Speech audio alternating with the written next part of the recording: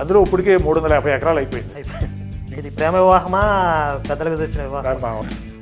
అతను ఇక్కడ పూనా రాకముందు ఒక 5-6 ఏళ్ళ ముందే చెప్పాడు, ఇది రాబోయే సంవత్సరాల్లో మనం ఇక్కడ ఉండలేము, మనం కూడా తుపాకి పడితేనే ఉండగలం, లేదా గౌరవంగా వెళ్ళిపోదాం, అమ్ముకుని వెళ్ళిపోదామని బంధువులందరినీ పిలిచి మీటింగ్ పెట్టి చెప్పాడు. మరి ఇంత డెవలప్డ్ కంట్రీని ఇతర దేశాల పాలకులు వచ్చి ఎట్లా తమ చేతుల్లోకి తీసుకోగలిగారు? ఎలా ఈ భారతదేశం వాళ్ళ పాలనలోకి వెళ్ళగలిగింది అంటారు?